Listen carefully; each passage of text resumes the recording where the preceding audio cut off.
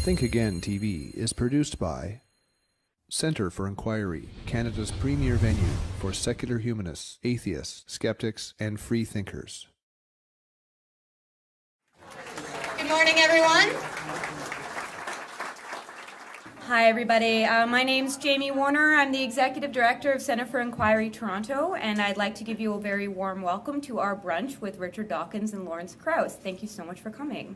Centre for Inquiry is a charity that works very hard to promote science and reason and also fun.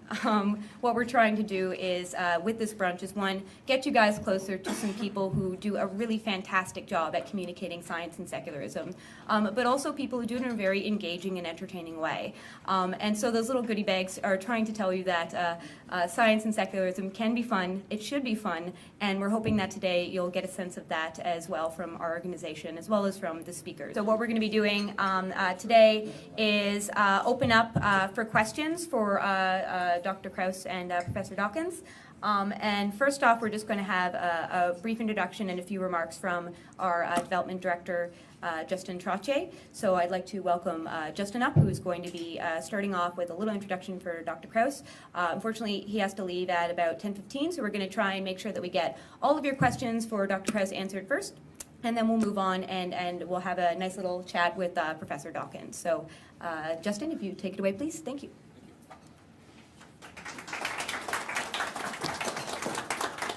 Thank you so much for being here. In the interest of time, I'm just going to dive right into this. We're joined by two of the brightest lights of our movement this morning, Professor Richard Dawkins and Professor Lawrence Krauss. Professor Dawkins, I will provide a more formal introduction to just after Professor Krauss has a chance to take your questions. Lawrence Krauss is being welcomed home today. He actually grew up in Toronto and studied at Carleton. He's the foundation professor of the School of Earth and Space Exploration and the director of the Origins Institute at Arizona State University. He was Barack Obama's 2008 Presidential Campaign Science Policy Committee member and has received awards from the American Physical Society, the American Association of Physics Teachers, and the American Institute of Physics. He's the author of several books, including The Physics of Star Trek, Quantum Man, a biography of Richard Feynman, and most recently, A Universe from Nothing, Why There Is Something Rather Than Nothing. Both of our distinguished guests are close friends of the Centre for Inquiry, and so it is real pleasure and honor to ask you to help me to welcome both of our guests, but in particular, we're going to be speaking firstly with Professor Lawrence Krauss.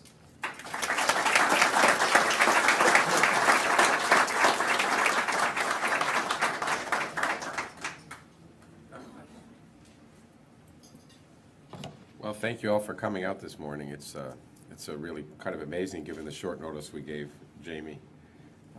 That's my fault. I wasn't certain of our schedule and kept saying, yeah, it sounds like a good idea, maybe. But I'm really happy to be here with Richard and all of you. And it's really quite amazing, actually, that it all happened and you managed to find a room in the hotel and everything.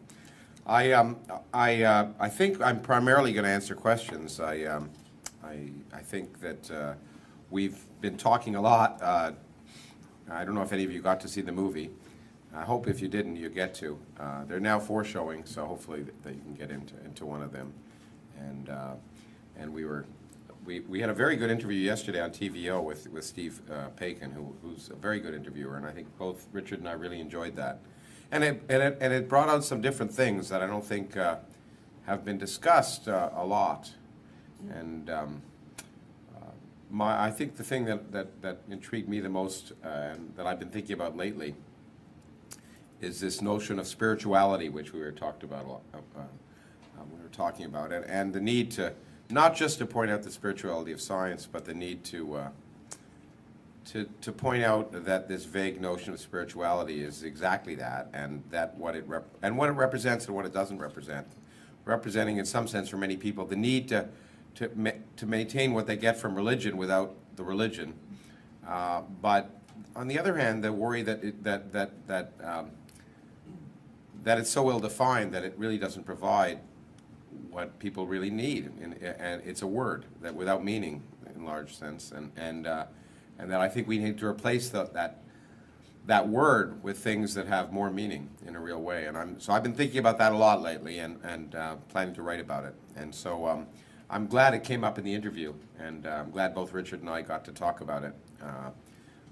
Because I do think that there's a two-sided coin here. One, the fact that the conventional wisdom is that science takes away rather than adding to people's lives. It takes away all the good things, and all those good things are provided by religion.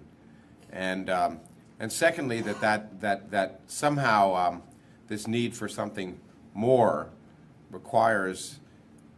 cannot be satisfied by the real world is very disturbing, and I think obviously very erroneous. And I think I've been thinking about ways to try and conquer that notion and try and come up with something better. So stay tuned, and I'll be writing on that. I think that's all I'm going to say, and I'd be happy to answer questions for a while, and then turn it over to Richard, who'll be here for the next 2 or 3 hours. No, I'm just joking. We haven't chained underneath the table. Yeah, that's right. So I'll just take him, I guess, yeah? Reading about the fact that the Higgs boson, you said that you didn't expect it to actually be found at one point. I was hoping it wouldn't be. Yeah, I was sure it didn't exist, actually. And Hawking said the same thing. He didn't expect it to be found. He even put money on it. Yeah, he does that a lot. Is there anything that, since that has been found, now you've changed your mind about other things that maybe it's possible that they'll find things that you previously... It's changed my thinking a lot. This notion, I wish I had time to really go into a proper discussion of the Higgs boson, because it's a remarkable cap of a 50-year intellectual journey. It's one of the greatest, next to perhaps Darwin's discovery of evolution, I guess is the way to put it. Next to that, I think in modern times, it's the most amazing intellectual journey humans have ever taken, and it should be celebrated as such. And I really love talking about it because it weaves in all of modern science. I thought of writing a longer. I've written a bunch of short pieces about it. Maybe I'll write a long piece. But in any case, it really is this capstone of this journey that's involved theorists and experimentalists for 50 years, and it really is amazing. As a theoretical physicist, perhaps the most daunting thing in the world is to be sitting, from my case at night, because that's the only time I can seem to work, and to think for a moment that something you're working on is actually, that the universe actually obeys what you're talking about. It's very scary. And the good news is most of the time it doesn't. Most of the time you're wrong. So that's easy. But in this case, this notion that this beautiful edifice, the standard model of particle physics, fit together beautifully, but there was a missing piece. And the missing piece was that well, I'll give you, I can't help it. I'm a teacher. I'll give you a 2-minute discussion of it. I can't talk about how important it is without laying the groundwork. So the short version of this would be that, so there are these two forces of nature that are very, very different. The weak force and the electromagnetic force. And they're different as different can be. One's long range, one exists only over the size of the nucleus, and one is very strong, one is very weak. Neutrinos that experience just the weak force. There are 10,000 billion neutrinos going through every square centimeter of your body every second. And during the day, they're coming down from above. And at night, when you're sleeping, they're coming right up through the earth. They don't interact. They go right up through the earth, right through your bed, and right through your body. So think of that when you're trying to sleep tonight. And so that, you know, the weak force is so weak that a neutrino on average can go through 10,000 light years of lead without interacting once. Okay, and so the electromagnetic force obviously isn't so weak it's responsible for us being able to see. But it was recognized that these two forces could be understood as different manifestations of the same thing, which is really surprising and unusual. But another very important characteristic of science, I forget where I first heard this described. I certainly know Richard Feynman did, but I think I heard it earlier. It might have been Jacob Bernowski. That one of the hallmarks of progress in science is seeing the things which on the surface seem very different are really different manifestations of the same thing. And of course, again, when I look at Richard, I think of evolution in that sense as well. One of the great beauties of Darwinian evolution is the realization that this incredible diversity of life can come from a simple beginning. It's really manifestations of the same basic biology. And so these two very different realms of the universe were recognized as saying, well, the mathematics can describe them as being the same, but there's a clear difference. Electromagnetism is long range, weak force is short range. Well, in physics, we understand that because the electromagnetism is mediated by particles called photons, the same things that we see. They have no mass, and that's the reason electromagnetism is long range, because the way the force works is I spontaneously create a photon here, and it heads all the way over there and gets absorbed. Now, if it had mass, when I created it here, it would take energy, and it would violate energy conservation. So quantum mechanics says, as I often say, quantum mechanics says it's like the White House or corporate America. If you can't see it, anything goes. And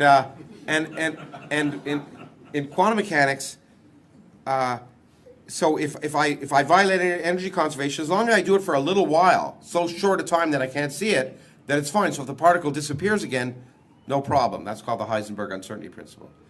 But so if it's a massless particle, it can take very little energy, and therefore it can last a very long time before you'd notice the violation of energy conservation, and that's why electromagnetism is long range.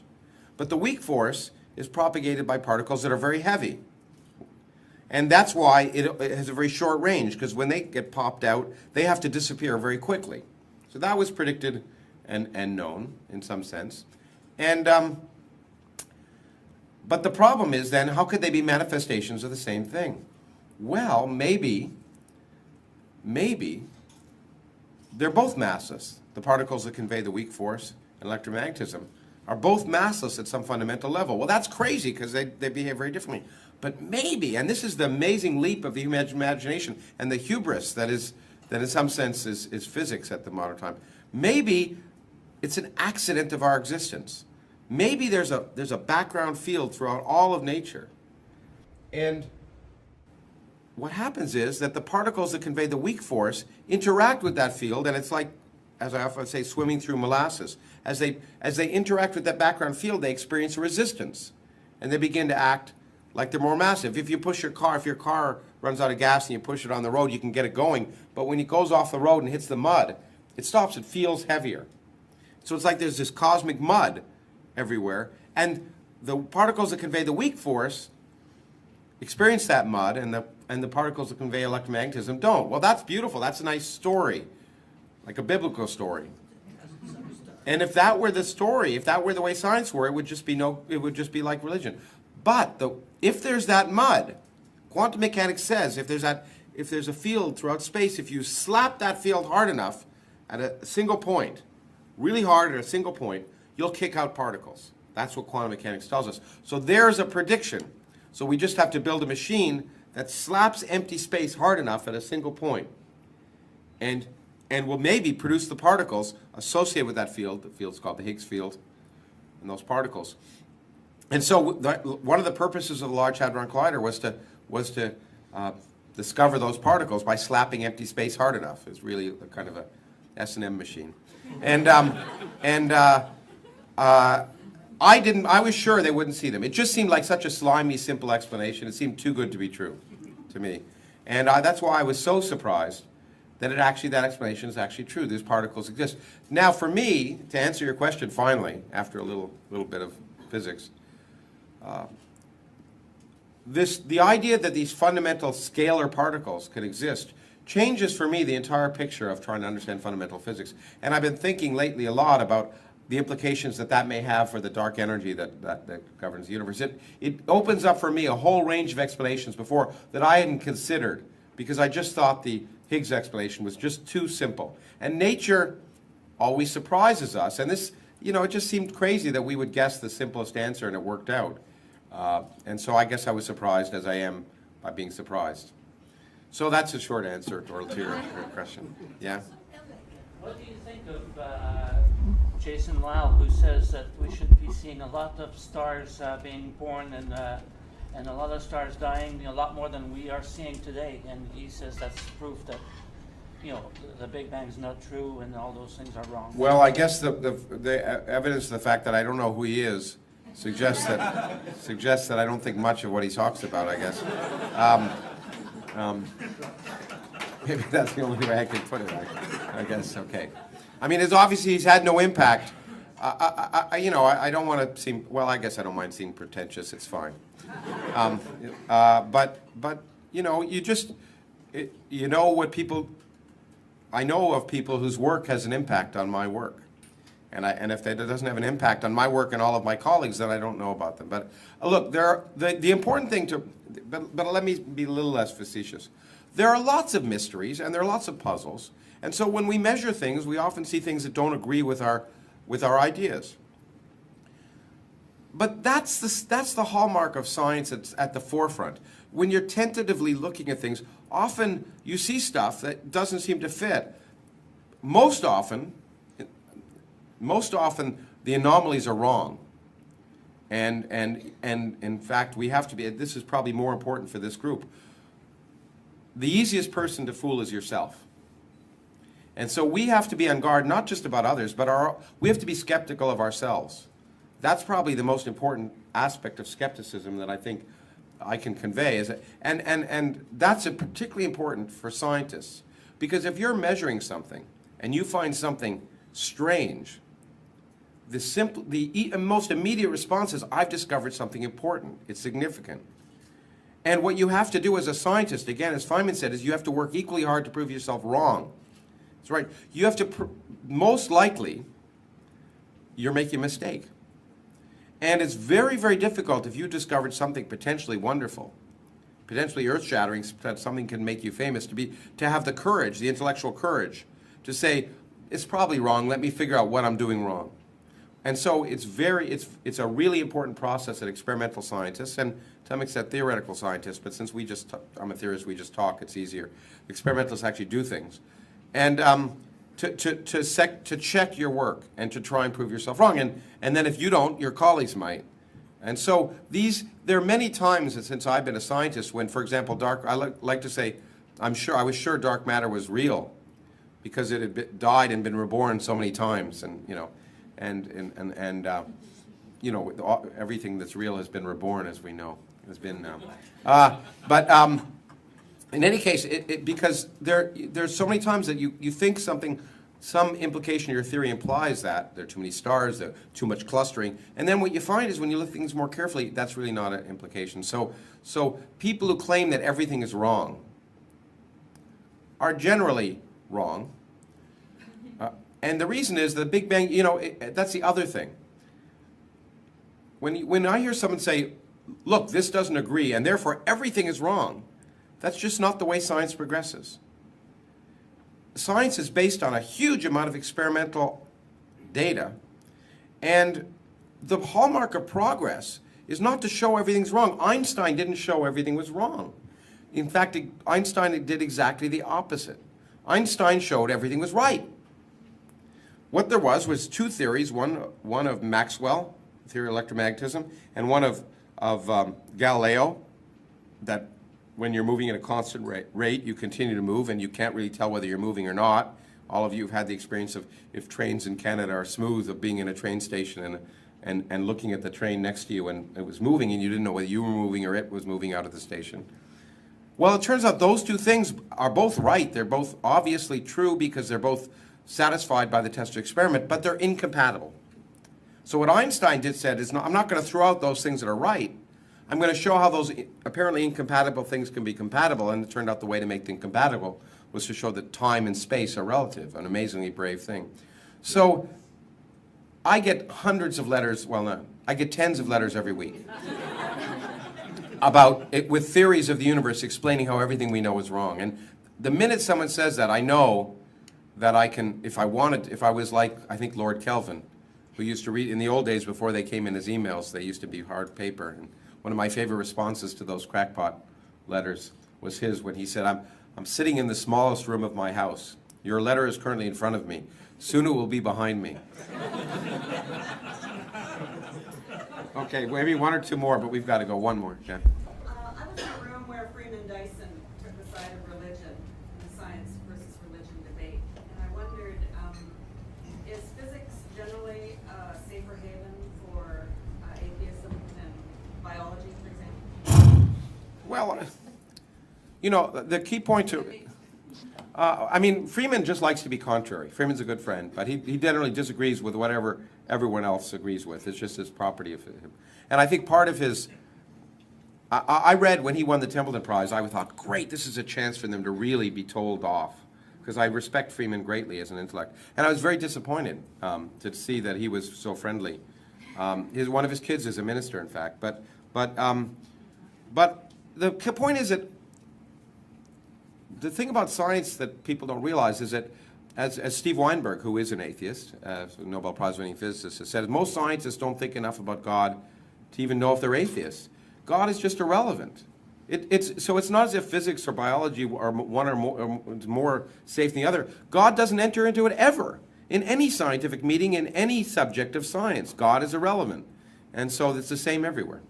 And maybe I think I have to go. I'm really sorry. I wish I could stay with you longer. Thank you very much. Thank you so much.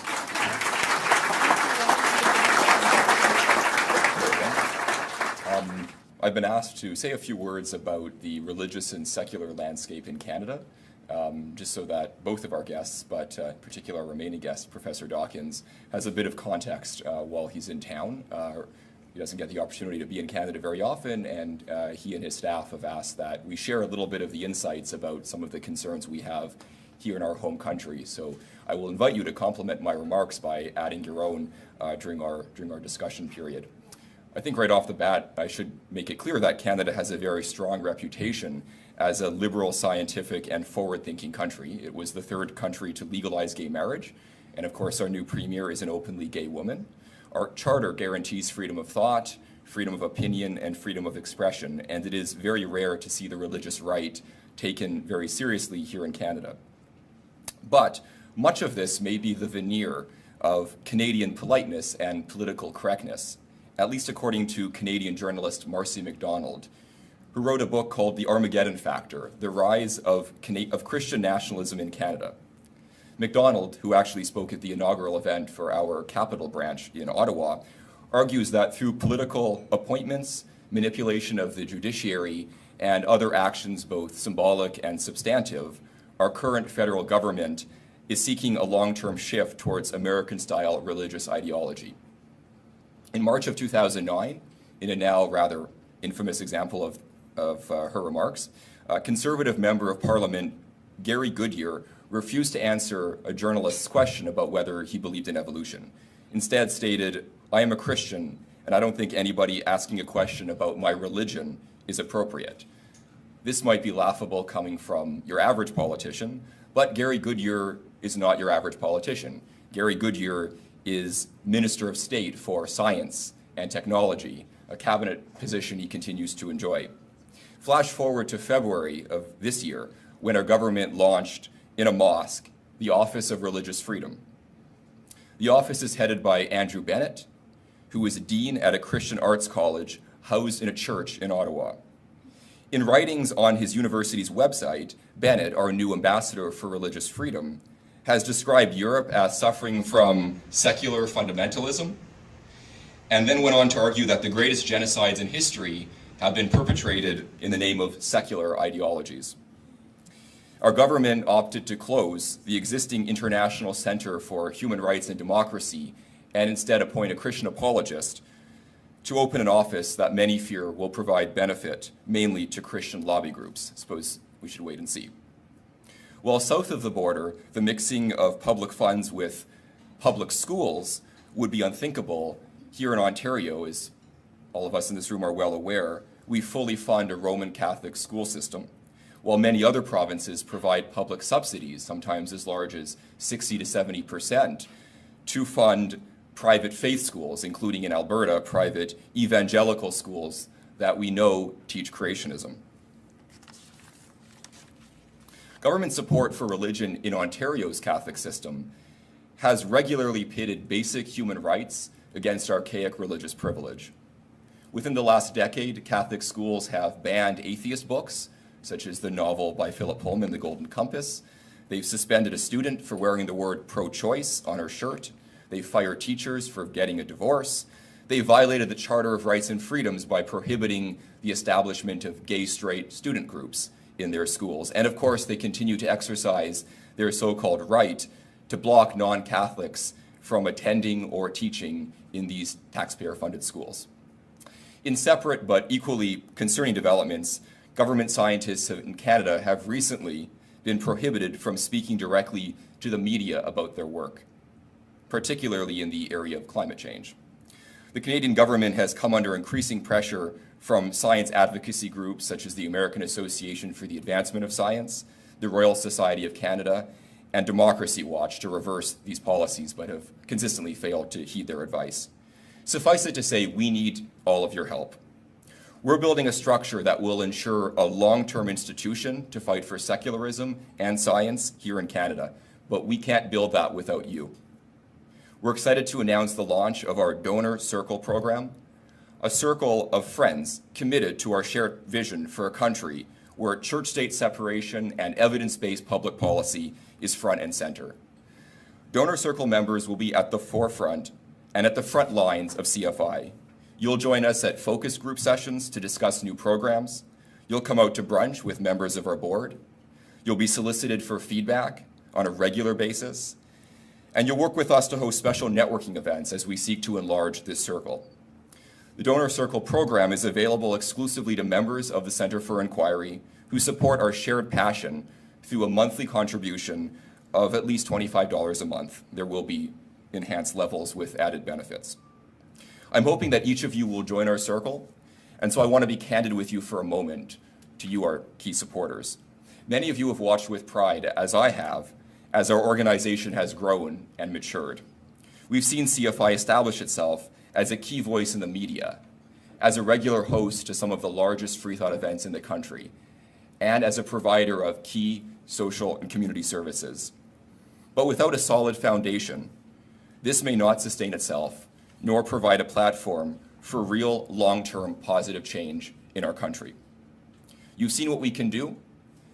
We're asking you to give us the resources to continue to do this important work and to even expand upon it. A monthly donation on an ongoing basis is the single best way to guarantee the continued growth of the CFI. CFI is always busy. Tomorrow we're going to be joining an international protest against the arrest and persecution of Bangladeshi atheists and freethinkers. I'm sure many of you have heard about this tragedy that's happening in Bangladesh. We'll be at a public demonstration at nearby Yonge and Dundas, and if you'd like more details, please come talk to me. I hope to see many of you there tomorrow. There's a lot of work we have to do, and we're committed to that. If you need some inspiration, that's my transition to introducing our speaker, Professor Richard Dawkins, who, along with our other distinguished guest who had to leave us, Professor Lawrence Krauss, I think offer us a great deal of inspiration to continue with these important fights. Richard Dawkins was Professor for the Public Understanding of Science at the University of Oxford from 1995 until 2008. He's the author of many, many exceptional books: The Selfish Gene, The Ancestor's Tale, The God Delusion. He has received a great number of honorary doctorates, distinctions, and awards in fields ranging from literature to science. You probably know his bio about as well as I do, but did you know that he's recently had a genus of fish named after him? The Dawkinsia was awarded to Richard Dawkins for, quote, helping us understand that the universe is far more beautiful and awe-inspiring than any that religion could have imagined. And I think that's a really apt way to describe Richard Dawkins' commitment to fostering science education and defending atheism and non-belief. Please help me welcome Professor Richard Dawkins.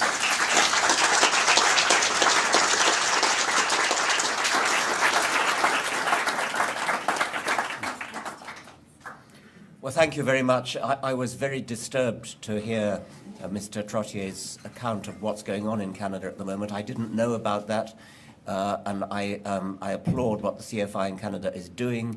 Let me know if I can help in any way. I listened attentively to Lawrence's comments and was very amused, as everybody else was. On the TVO broadcast yesterday, I was somewhat amused in a sort of backhanded way by the way the anchor described Lawrence as the funny, nice one.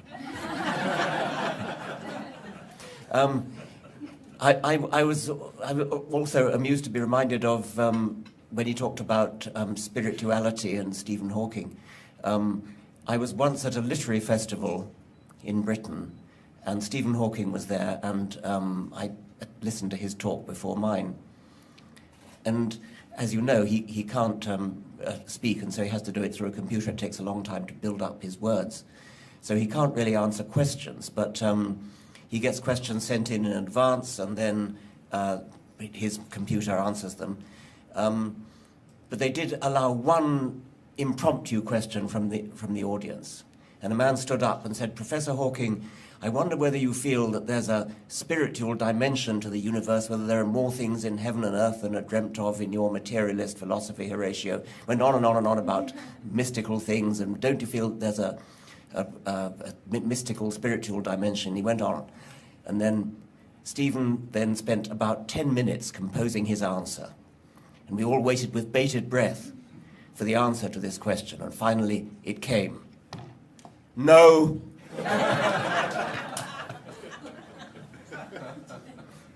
I also, when Lawrence was talking about the Higgs boson, I, of course, didn't understand what he was saying any more than any of you did.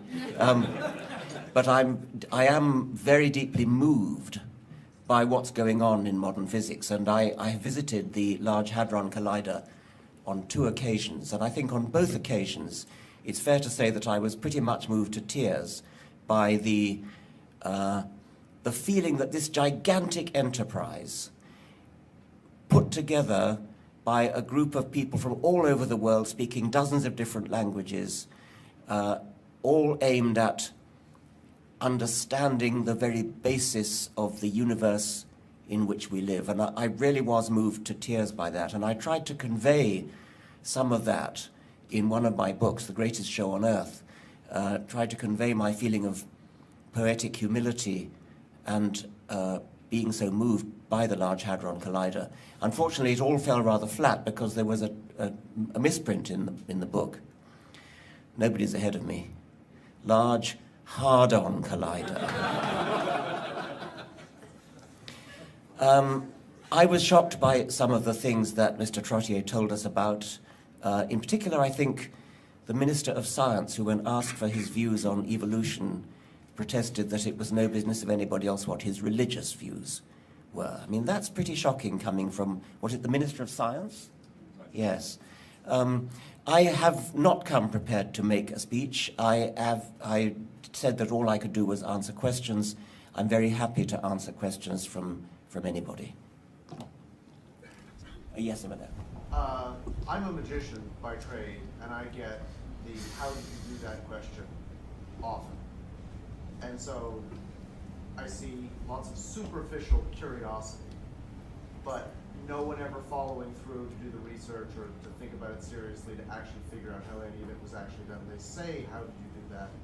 But their curiosity is being bounded by something, and either as a teacher or a biologist. Do you have any thoughts about what that something might be, where did it come from, and how do we get rid of it? I'm actually very interested in your profession. I think it has rather important, almost philosophical implications. I prefer not to use the word magician because people confuse that with the sort of supernatural magic which you get in fairy tales. So I like to use the word conjurer instead. I do think it's interesting the way what people in your profession do is so uncanny and so beyond the comprehension of even those of us who know that it's only a trick. And so it ought to serve as a kind of cautionary tale in skepticism for when we are told stories of miracles that people believe to be supernatural. When you see what can be done by a really skilled conjurer, you ought never to be fooled by something that appears to be supernatural. And many people are. I think you're probably right that the curiosity people show is rather superficial. I recall with really deep shame my own lack of curiosity when, as an adult, I forget how old, but I certainly wasn't a child, I saw a trick being performed on television, and it was a man, a near-naked man, with a fish hook through his back, in the skin of his back, and a bit of string tied to a railway truck. And he was purported to be pulling this railway truck with this little bit of string tied to a fish hook in his back. And my reaction then, and I blush as I say to say this, was to feel that probably is supernatural. I mean, how could I be so stupid as to think that an obvious violation of the laws of physics was actually going on before my eyes? Having seen conjurers, this wasn't even a very clever conjuring trick. I mean, I'm sure it was just rather elementary to somebody like you. So I sort of feel, and nowadays I take rather pride in my skeptical outlook on the world, but I sort of feel, well, if I could be fooled by such a stupid trick as that, I should be more sympathetic towards others who tend to be lulled into gullibility. Yes. Yes. I'm also a magician, I would say, perhaps, or thought to be one, because I'm entitled to use the title Reverend. And so within the religious community, we are often thought that we can do supernatural things. However, I'm privileged and humbled to be able to lead a community that is comprised predominantly of atheists and freethinkers and those who would eschew any label, and indeed would accept any of those labels myself. My concern is, and I'm wondering what your perspective is on the fact that within religious community, for good or for ill, communities have been able to establish an ethic, a system of morality by which they're able to be in common discourse with one another. And as we lose churches because we're failing to transition them, as I have been able to do with mine, at any rate that would suggest any kind of survival, we're losing that place where we can create that safe space for civil discourse to then inform civic discourse, and so have the conversations that we need to have with Lawrence around, you know, where is the ethical boundary to science? Is there one? Should we establish one? Should we have a rubric? And if we did, would we hold to it? And those kinds of conversations, and so that we can have the conversation about how religion is influencing politics. So we're losing a lot of that, because as people race from religion, they end up so often in isolation, and so those conversations don't take place. How can we counter that? It's tragic, I think, that the ethical discussion, ethical discourse that we need to have in society has for centuries been hijacked by religion, by what amounts to a pseudo-scientific worldview, has absolutely nothing to do with entitlement to talk about ethics. So we need to, one way in which I put it, I think I put it like this in the Melbourne Atheist Conference last year, is we need to take back the idea of intelligent design. We need intelligent design of our morals, intelligent design of our ethics, intelligent design of our society. We need to sit down together as rational beings, scientific beings, and decide, talk about, discuss, argue about, wonder about the sort of society in which we want to live, the sort of morals we want to obey, the sort of ethics we want to uphold. Intelligently design that, rather than get it from some Bronze Age barbaric text. I think that anybody who actually reads the Bible or the Quran would be totally horrified at the thought that anybody could get their morals from there. So we've got to get it from somewhere else, and we clearly do get it from somewhere else, because if you look at the social mores, the ethics, the morals that people have over historical time, they are labeled by the time in which they are talked about, not so much by the religious background of the people talking. When we today, whether we're religious or not, are 21st century citizens, and our morals and our ethics and our views of how to live are 21st century views. Some are a bit ahead of the curve, some are a bit behind, but we are, however far ahead or behind the 21st century curve we are unmistakably all 21st century people, different from 19th century or 16th century people. If you look at the 19th century, even people in the vanguard of moral and political thought, like T.H. Huxley, like Charles Darwin, Abraham Lincoln. Their views today would shock us. They're racist, they're non-progressive, they're sexist. We have moved on, we've all moved on. So that there is something, I've called it the shifting moral zeitgeist. There's something that moves on from century to century, and it owes nothing or almost nothing to religion. So clearly we're getting it from somewhere else. And it seems to me that we should try to intelligently design where it comes from and write down what it is that we feel is right and what we feel is wrong. It doesn't come from Scripture. It doesn't or shouldn't come from fear of punishment and hope of reward. It should come from an honest, altruistic, socially conscious discussion of the kind of society in which we all feel we would like to live. And I think that we in the atheist community need to take a lead in that, having thrown away the biblical, the scriptural, and the, what should we call it, the moral blackmail origins of morality, and intelligently design our morality in socially altruistic ways. I think that you were next, Jessica.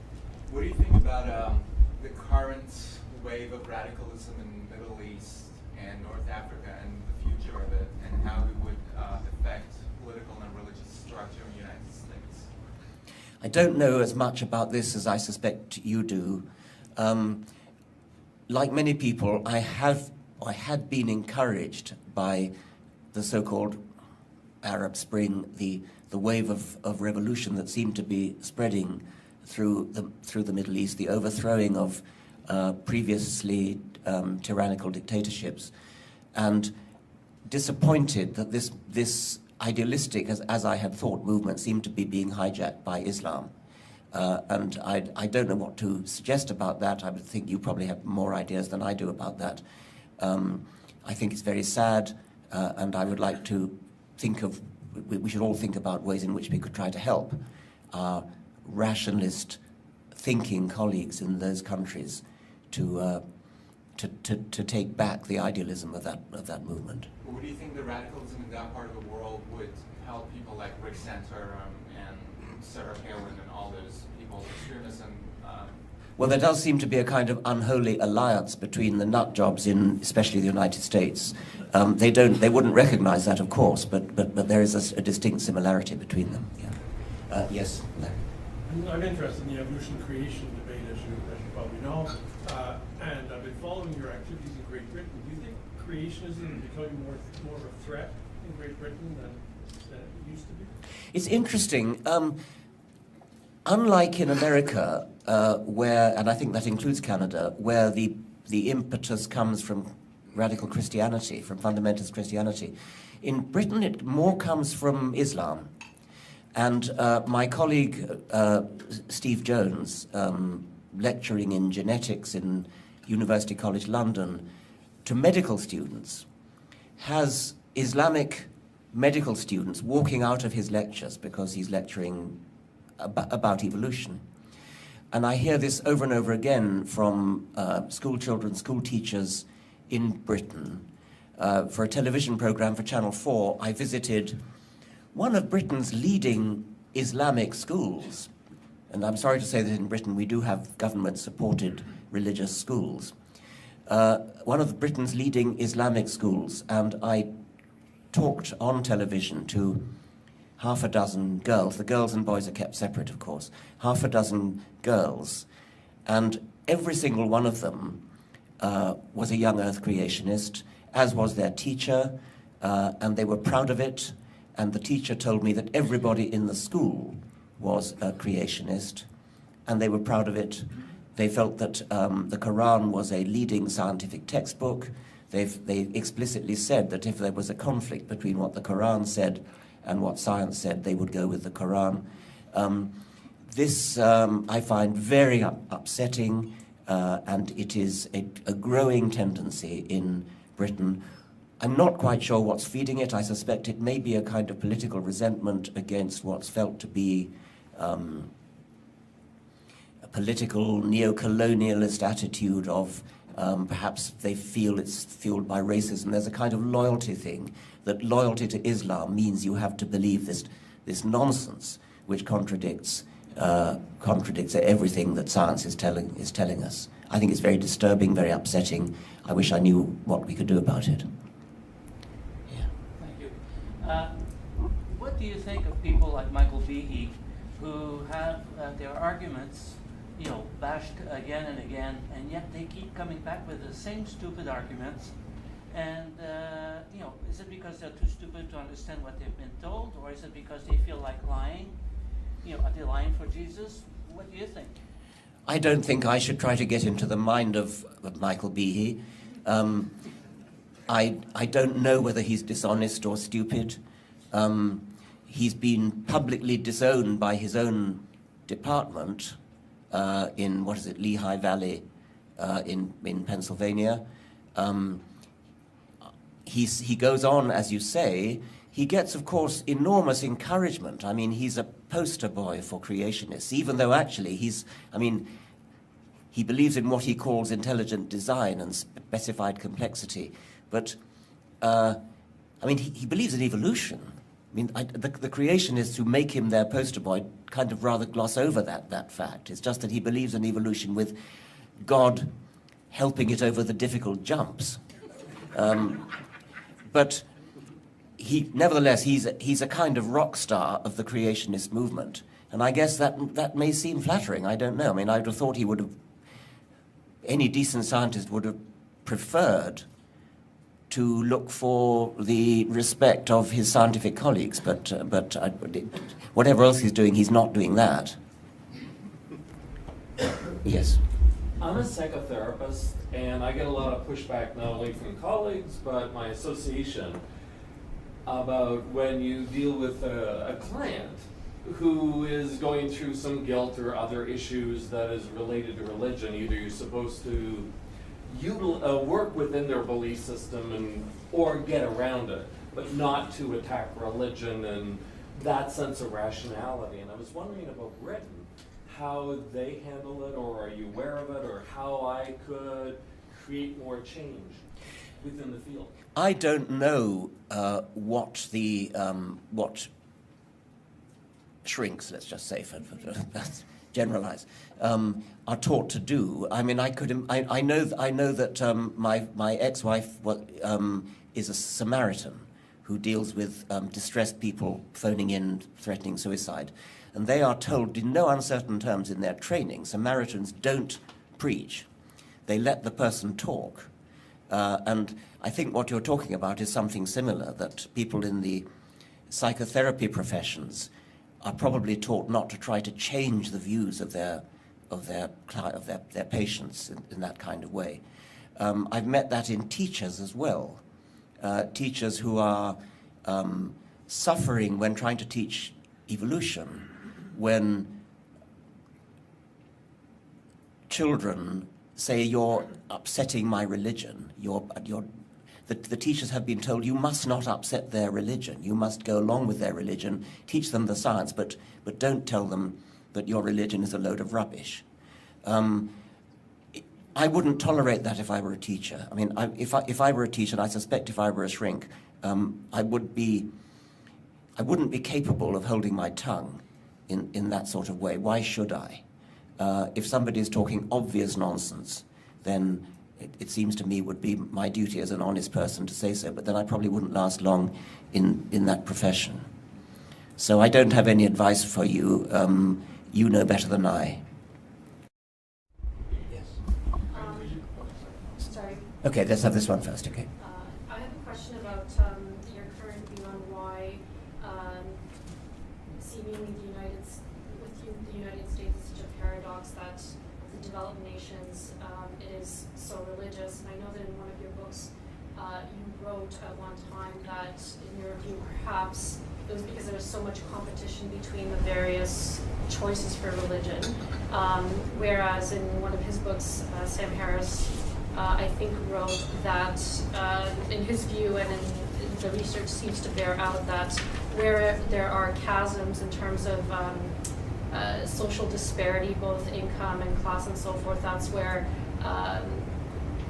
religiosity really takes root. And in his view, that was why, I guess, the United States is so religious as an aberration in developed nations. And I know it was a while ago since you wrote that in your book, and I was just wondering, like, what your current view is why the United States is so religious. Okay, the question is about the anomalous position of the United States in Western civilizations in being so much more religious than anywhere else. I don't know where Canada stands on that, by the way. Can anybody tell me? Sorry? Always in between your... Always in between, okay.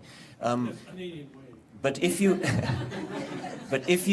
if you look at the figures for all sorts of indices of religiosity, it is true that the United States is way off the picture. It doesn't fit in with anything else that you might expect from looking at Western Europe. It's much more in with the Islamic countries. You have to go right over Europe to get anything similar.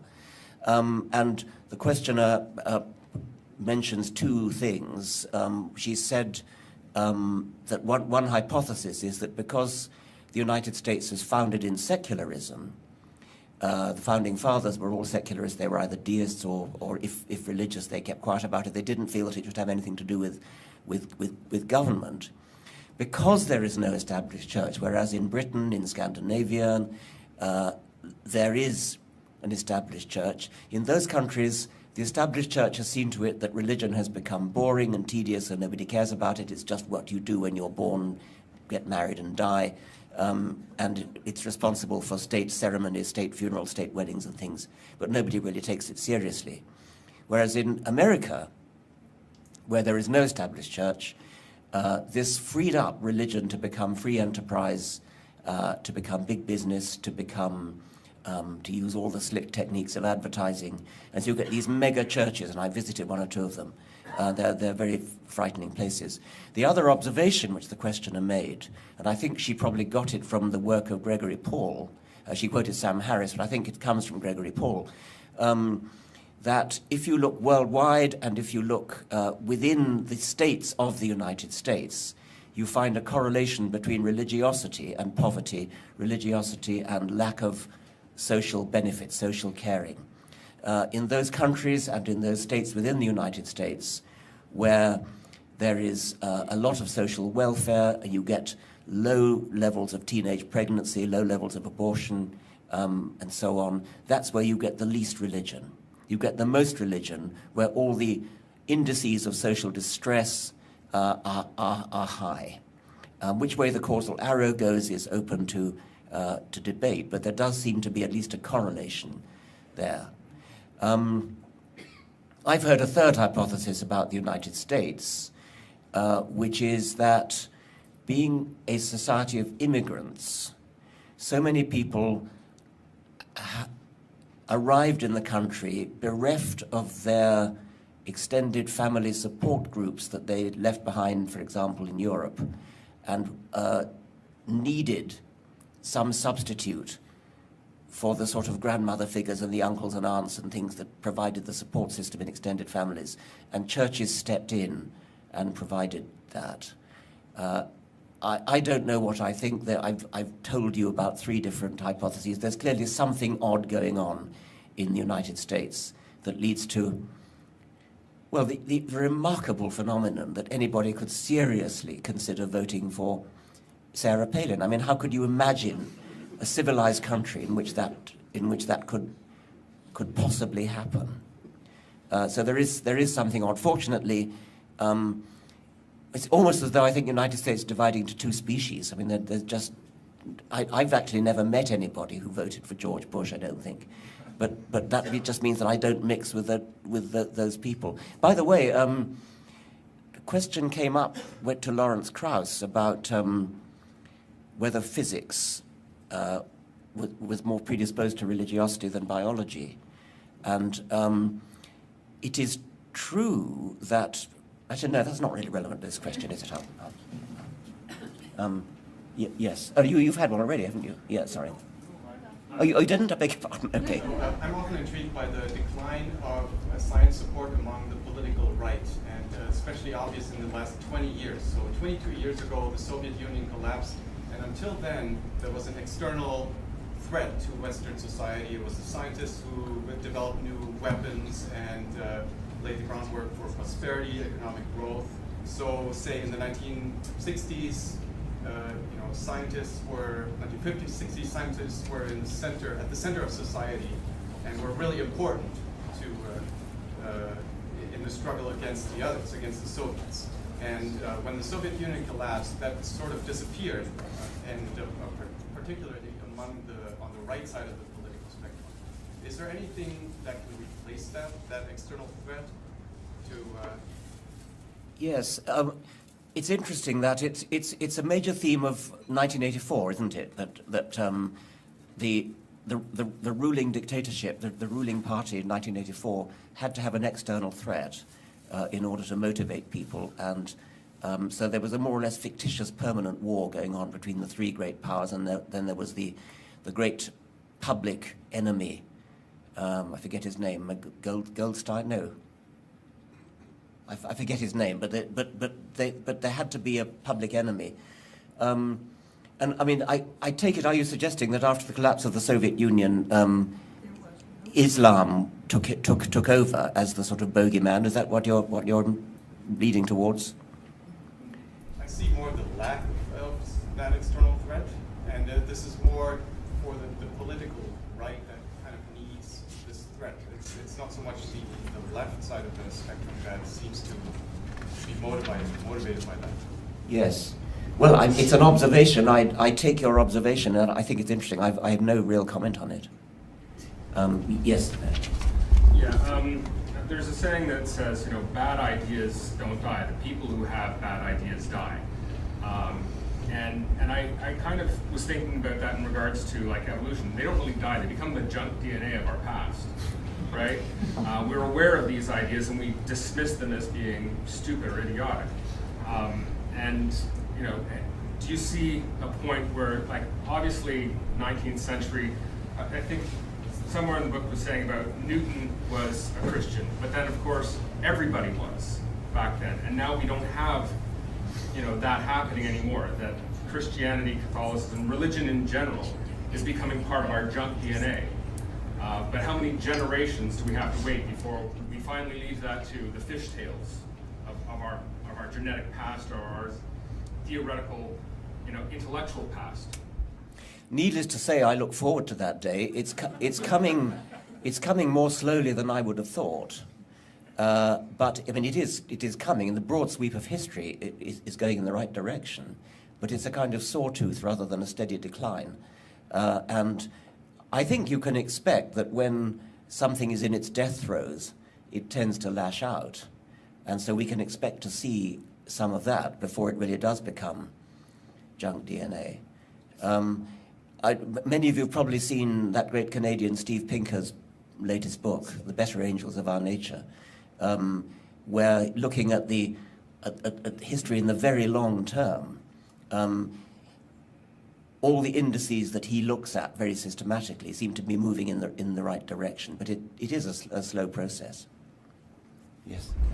So I went to rabbinical college in the 90s, and I never totally got over the foundational myth of Judaism, and it was a revelation experienced by my ancestors. How could a nation have accepted a lie that's supposed to have happened to themselves? Do you understand the question? Most myths happened to some dude and he spread the word, but Jews believed it happened to them, themselves, or Grandpa told me it happened to him. I'm not quite sure I get the point. How did a national myth begin? Yes. Where they all believed it happened to themselves. I met this, I actually had a very nice dinner. I was invited to dinner, my wife and I invited to dinner by the chief rabbi in Britain, with about 15 other people. We were the only non-Jews there. And it soon became clear that they all bought into the idea of specialness of Jews. And one of the most impressive things I was told, and I think it's true, is that there is a quite astonishing mismatch between the proportion of Jews in the world and the number who have won Nobel Prizes. I mean, it is just a quite staggering mismatch. That's something like less than 1% of people in the world are Jews, and something like more than 20% of Nobel Prizes have been won by Jews. So there's a certain amount of empirical support for specialness. And I tell you that story because it impressed me, but I still don't think I quite understand the question. The question is, the ancient Israelites believed that they personally experienced God's revelation. It wasn't like Moses was one guy saying, hey, guess what happened to me?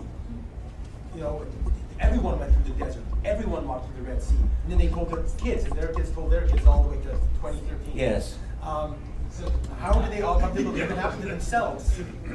Wouldn't some guy say, that didn't happen to me, I didn't go through the desert? Well, but I mean, well, of course they didn't. They thought their ancestors did. First generation had to think it happened to them, or dad happened to dad. Well, I don't know. I mean, I don't even know whether that's different from the myths of the ancient Greeks and things, is it? Greeks talk about Zeus or Hercules, not themselves and their moms and dads. Yeah. Okay. I think I just don't get it. Sorry. Okay. Yes. It's your tombstone, Richard. I can only give 3 words. Would they be the selfish gene, or he defined religion? Or what? Oh. Oh God, I don't know. I don't know. It's facetious, obviously. The way that your life. I once was asked to write my own epitaph. A little bit more than three words. I'll see if I can remember it. Others lived beyond his means, a giver, not a taker. He was less selfish than his genes, more blind than his watchmaker.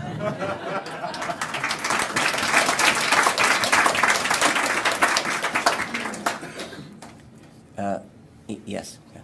As the author of Great Show, I've got a question about, I guess, the education of the next generation of the seculars and humanists. Everyone in this room is pretty familiar with the notion that, of the position that humanist movement, science movement, critical thinking movement is somehow devoid of some spirituality or something of that nature. Everyone in this room is also familiar with the notion of this tremendous awe we found in the universe. My question, I guess, has to do with in approaching young people, in educating young people, getting them involved in science. Do you think that, how do you see the role of awe? To me, I think it's somehow a little bit at odds with the notion of critical thinking, this sort of poetic, emotional response to the wonderful nature of the universe.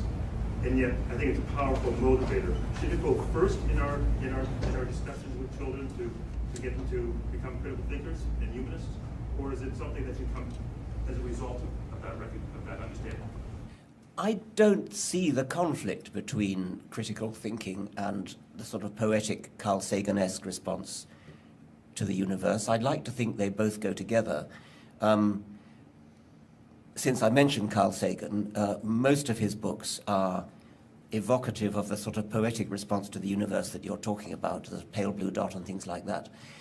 The Demon-Haunted World does too, but the Demon-Haunted World very much focuses on the critical aspect, and the two seem to me to be joined together in a very happy way. Carl Sagan said, when you're in love, you want to tell the world. If you're in love with science, who wouldn't want to tell them something like that? Who wouldn't want to tell the world about science? When talking about education of science with children, I am a little bit at odds with a fashionable view, which is that the best way to teach science is as a practical subject. So is this microphone popping and make it? Should I just try not to use it at all? Would that be better? This is fine. There is a view that scientific education should be practical, that children should be immediately given a test tube and a Bunsen burner and told to make bangs and smells and things. I do find a bit of a mismatch between that and the Carl Sagan awe at the sight of a galaxy approach. And I'm for the Carl Sagan approach rather than the Bunsen burner approach. We do need the Bunsen burner approach in order to educate a generation of children who will become practical scientists, and we need to have scientists. But there's an analogy, I think, with music here. You can become a lover of music and a well-informed, educated lover of music, actually quite knowledgeable about music, without ever learning to play an instrument, without having to go through the discipline of five-finger exercises on the piano or violin or something. And I think that perhaps we need to understand that you can teach science without a Bunsen burner, that you can teach appreciation of science. And students who are not becoming specialist scientists do need to have science appreciation courses which open their eyes to the wonder and the glory of the world in which they live, the universe in which they live, as seen through the eyes of science. I suspect that some of those people at present are rather put off by the fact that in a science class, the first thing, and almost the last thing they meet is a Bunsen burner. Yes. Science question, epigenetics. Oh, not the epigenetics question. No. Sorry. I beg your pardon. I'm just so bored with epigenetics. I recently rewatched your interview with the creationist Wendy Wright, and I was wondering if you made any special preparations, like Zen meditation before you did that, because your patience was superhuman. Yeah. I don't know how many of you have seen this. It does seem to, it comes up on Twitter a lot. It seems to be, I've never tweeted it, but obviously somebody has. So how many people have seen this? Oh God, everybody's seen it. Any preparation? Yes, the director, who's a very wise, sympathetic man, said, "You must not lose your temper. You must keep calm. You must be polite." And so I was going into it, I must be polite, I must be polite, I mustn't lose my temper. And, well, I like to think I succeeded. I mean, it was, show me the evidence, show me the evidence, show me the evidence.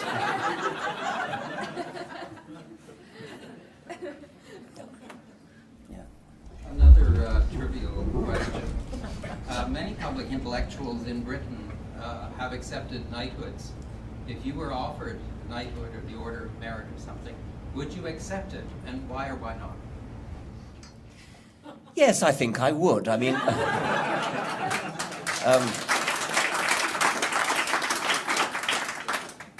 I shall make no further comment. Yes. When debating for atheism, what do you think is the best way to bring together human morality and science together? Human morality and science. Like and science. I don't think I'd go as far as Sam Harris, who's written in The Moral Landscape that he thinks that science can more or less tell us what's moral, but I think he makes some very good points. I do think that secular moral philosophy is what should inform our moral discussions, and this is a scientific way of thinking about moral questions. I don't think that science can tell you ultimately what your criterion for right and wrong should be, but I think what it can do, which is what secular moral philosophy does, is to point out when you are confused, when you're making contradictions that you hadn't realized, when one part of your belief system is incompatible with another part of your belief system. I think a scientifically informed way of looking at morals would probably downplay the sheer yuck reaction. For example, suppose we took the morality of eating meat, and we might inform our discussion by thinking evolutionarily about the reason why we make a distinction between cannibalism and eating other mammals. And there are no doubt good reasons for making that distinction, but at least it's not an obvious distinction. It's not something where we should immediately say cannibalism, yuck, eating beef, fine. We ought to at least think about what the distinction is. When Lawrence Krauss was having a debate with some Muslim spokesman in London, he mentioned, I think briefly this morning, And this Muslim spokesman, as it were, put him on the spot by saying, "What's wrong with incest?" And Lawrence very sensibly said, "Well, I'm not sure that there is that much wrong with incest, really. I mean, if there's no danger of children being born," he sort of went through all the reasons why one might be against incest. And then he said that you need to come up with some sort of a reason why incest would be wrong. The Muslim audience was horrified. I mean, they sort of gasped that anybody should consider the question in a sort of rational way. Suppose that on sort of Peter Singer type animal liberation grounds, we decided we didn't want to kill animals, but we did want to use tissue culture of animal tissue, of say muscle tissue, so that there's no killing, no distress, no suffering. We tissue culture fake beef, actually get cow muscle cells and tissue culture that make steak. Many people would have a sort of yuck reaction to that, but not so much as if you said, well, what if you did that for human muscle? Tissue culture cannibalism. Again, many people would immediately have a yuck reaction to that. Cannibalism, horrors. And yet, if you actually step back and think about the morality of it, nobody's hurt, nobody's being distressed, nobody's being killed.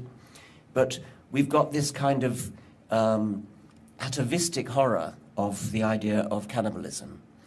So I think that a scientific way of thinking about morals can get us to think in more adventurous, more imaginative ways. There are slippery slope arguments, which I'm not so scornful of as some other people are. I think that you have to be alive to slippery slope problems. For example, if it was suggested that although we shouldn't kill humans to eat them, what about road kills? The person is already dead. I would be against that. But it is important to say why. And in my case, I think it probably would be a slippery slope argument. We've got a taboo against cannibalism, which is probably a wise thing to have. Then there's the consideration that the relatives of the deceased might be distressed. So, okay, I've probably talked enough about that. I think we've had one from one other. Sorry, yes. Yeah, sorry. 2 more questions? Oh, 2 more questions. Yes. I was very grateful for your public life, and just any comments on if you plan to continue and for how long, or what are your plans for the future, for example? Go a bit louder. Plans for the future, Richard. Plans for the future and specifically your public life. Oh, plans for the future. Well, I've slightly abashed to admit that I was persuaded to write an autobiography, and I agreed to do it and signed a contract with the British and American publishers who were very keen. And I got a bit daunted by it, and so when I got halfway through, I decided to cut it in half and make it into 2 volumes. And that gave me a wonderful feeling of achievement, because I suddenly realized I'd already finished volume 1. And so I took volume 1, indeed it is now in proof. I have the proofs in this hotel, I'm working on them now, up as far as finishing my first book, The Selfish Gene, which did mark a kind of natural dividing point in my life. My life did rather take off in a different direction after that, so it's a fairly logical place to stop. The other reason, apart from getting this nice, warm, glowy feeling that I'd achieved something by finishing a book, there was another reason for wanting to split it into 2. I decided rather early on that this was not going to be a kiss and tell autobiography. I was not going to have any of my personal, private life in there. And that, I think, was a very good decision. I'm going to live up to that. But it made the first half of the book, which is largely about childhood, seem a little bit anomalous, because you can't write about your own childhood without being personal and intimate. And I felt that if I had been personal in writing about childhood and then suddenly stopped, and when I got to sort of more adult personal things, it would look anomalous and look odd. Dividing it into 2 volumes with 2 years between the 2 volumes kind of makes this natural break. And so that was a highly confidential reason why I decided to divide it into 2 volumes. But volume 1, I'm not allowed to call it volume 1 either. It's got to have a separate name. The publishers insisted on that. And that's coming out in September 2013. And the second half will be in September 2015, with paperbacks in intermediate. Yes. One more question, I think I'm told. You've had one, I think, in yours back there. Just a question with your background in evolution and your early adoption of computers. We seem to be locked in like a vicious circle with regards to technology, that we keep inventing more faster machines, more complex machines, and our civilization gets more advanced and needs more complex machines to take care of it. Do you foresee this as an expression of evolution, that we are essentially transiting, or we're essentially doing a job of transiting life from biological to possibly electronic in the future? Yes, this is the sort of science fiction question which I am interested in. I mean, I think that it's a not unreasonable speculation that in some thousands of years' time, there may be a group of silicon beings sitting in a room like this, speculating about the possibility that way back in the dawn ages, there may have been some soft, squashy, sort of water-based, carbon-based life form that perhaps gave rise to us before silicon life came along.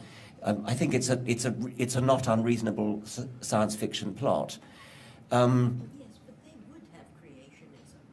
Yes, they would. Yes. They would have creationism, that's quite right.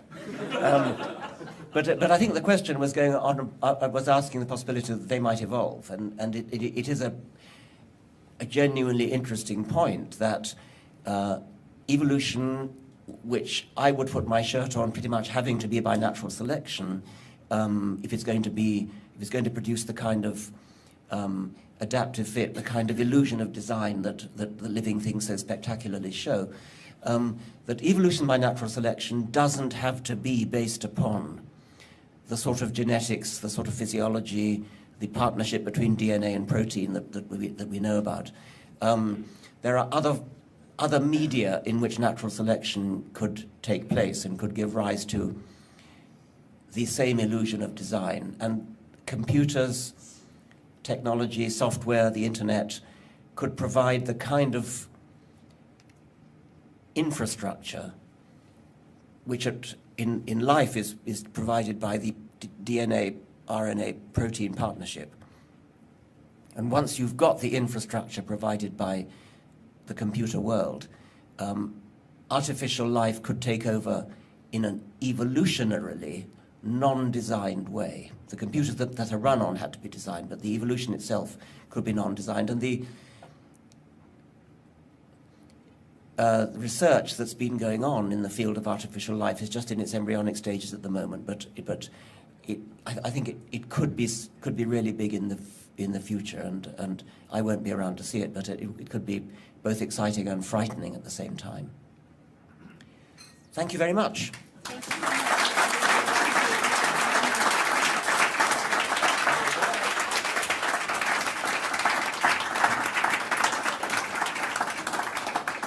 Thank you ever so much, Professor Dawkins, for answering our questions today. I'm really just blown away to see that you've put the exact same level of insight and eloquence and humor into answering our small group's questions as I've seen you do on TV for millions of people. And I think that we're really very, I was about to say blessed, I mean gifted, fortunate today to be in this room with you, and thank you so much for giving us your time. I just want to mention, Professor Dawkins, I'm hoping that I'll get to call you Sir, Professor Dawkins, Sir Dawkins in a couple years from now. That'd be great. Sir Richard Dawkins. He will be signing books at the close of the presentation. And thank you all for being here with us today. For the closing remarks, I'm very proud to introduce our Chair of the Board, Kevin Smith, as well as our Vice Chair and Treasurer, Gary Fitzgibbon. Please. Thank you. Richard, I want to thank you. It is kind of loud. You get too close to it. I want to thank you for being our guest this morning. And we at CFI Canada appreciate you taking time out of your busy schedule to be with us. Really appreciate it. I would also like to thank our Toronto branch director, Jamie Warner, and her team of volunteers here in Toronto for organizing this event. On short notice, as Lauren said. The last time I was at a breakfast function was when I attended the National Prayer Breakfast in Ottawa a few years ago. I had not flirted with going to the dark side. I was curious to know what these religious types do behind closed doors. There weren't any surprises, as it was true to the name Prayer Breakfast. We ate breakfast, and they prayed and prayed and prayed. I noticed that the Christian organizers invited people of different religions to attend, which I thought was considered and admirable of them. I pictured those who follow Judaism and Islam all praying and eating together with the Christians, one big happy Abrahamic family for a change. However, when my breakfast was served, I noticed a heaping pile of pork sausages on the plate. I thought perhaps it was a kind of odd sense of evangelical humor. But the prayer breakfast left me with a bad taste in my mouth. It wasn't just me eating the greasy sausages. It reminded me that with Canada under the rule of a Christian Prime Minister, the Christian right in Canada is gaining influence. As mentioned earlier, scientists are being muzzled by the government. Funding is being directed away from secular charities to Christian ones, many that promote homophobia in places like Uganda. We at CFI Canada make it our business to bring attention to matters like these and to fight for secularist values every day. With your financial support, we can continue to do this. Richard, you do a marvelous job of fighting the same battle south of the border as we do here. High religiosity in the U.S. is unique amongst Western countries, and it is important that your voice continues to press for a major secular overhaul there. But we would love to have you visit Canada on a semi-regular basis. We could use your help with an occasional tune-up. So you're welcome anytime, and thank you very much for being here with us. Thank you. And we're going to, if you just want to come to the podium, Richard, we're just going to present you with a... Oh, you have to stand up to get your gift. Oh. Yes. You gotta work for it even more. Now, there's two things in the bag. One is maybe a bit odd. But we... Oh, no. Yes, I like odd things. Well, I'm Yes. the comic relief here because some of you will have read on Professor Dawkins' tweet that he is keen about socks. So we got him 2 weeks ago. Some gray socks. Oh, great. Oh, thank you. Canadian, a very old Canadian company, but of course the socks were made in China. The point about the socks is that they shouldn't be paired. They don't have chirality. Therefore, you should be able to buy any number of single socks. Who hasn't spent hours looking for the other sock? The babe wouldn't sell me. No, they come in pairs, whether Right, like right. or not. There's 3 here. We thought we called the Holy Trinity of socks. There are 6 socks. They're not 3 pairs of socks. Right. Yes, that's right. Thank you very much. You're welcome. And this is actually a little nicer than socks. Professor Dawkins. Thank you. Ticking, is it? If anyone has a drum roll. There's no ticking, no. You don't think so? What does it mean? It's an Inukshuk. It's a incredibly Canadian artifact that's been designed by a Inuit artist.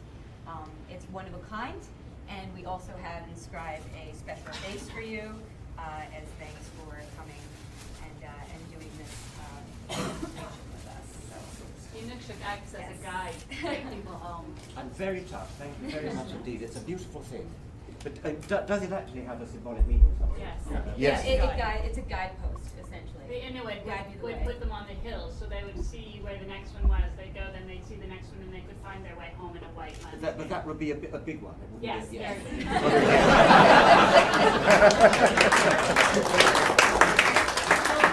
When you're served. Thank you very much.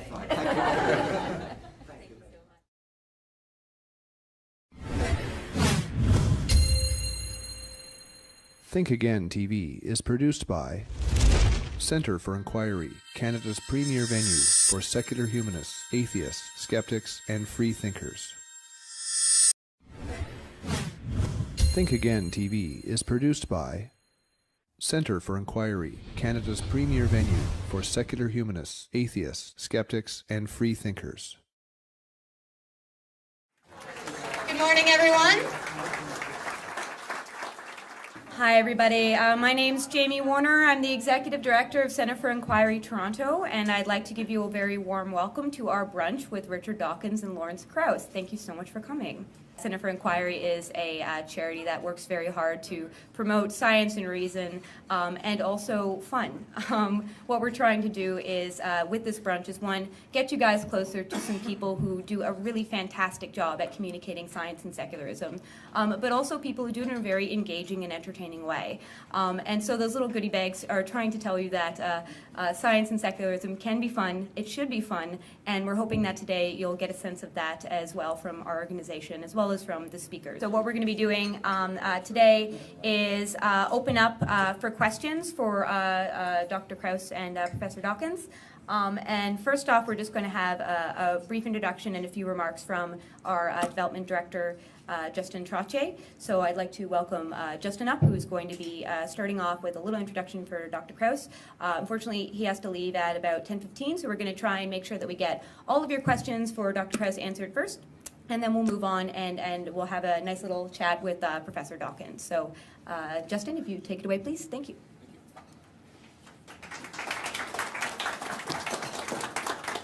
Thank you so much for being here. In the interest of time, I'm just going to dive right into this. We're joined by two of the brightest lights of our movement this morning, Professor Richard Dawkins and Professor Lawrence Krauss. Professor Dawkins, I will provide a more formal introduction to just after Professor Krauss has a chance to take your questions. Lawrence Krauss is being welcomed home today. He actually grew up in Toronto and studied at Carleton. He's the foundation professor of the School of Earth and Space Exploration and the director of the Origins Institute at Arizona State University.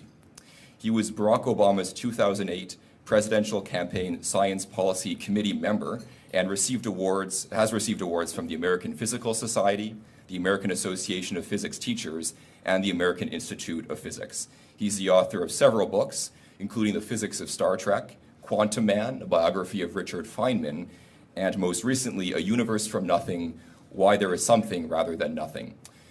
Both of our distinguished guests are close friends of the Center for Inquiry, and so it is real pleasure and honor to ask you to help me to welcome both of our guests, but in particular, we're going to be speaking firstly with Professor Lawrence Krauss.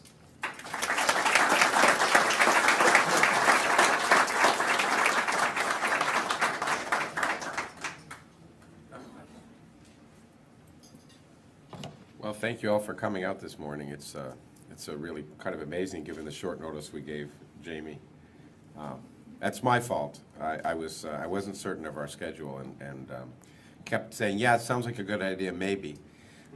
But I'm really happy to be here with Richard and all of you. And it's really quite amazing, actually, that it all happened and you managed to find a room in the hotel and everything. I think I'm primarily going to answer questions. I think that we've been talking a lot. I don't know if any of you got to see the movie. I hope if you didn't, you get to. There are now 4 showings, so hopefully that you can get into one of them. And we had a very good interview yesterday on TVO with Steve Paikin, who's a very good interviewer, and I think both Richard and I really enjoyed that. And it brought out some different things that I don't think have been discussed a lot. And I think the thing that intrigued me the most and that I've been thinking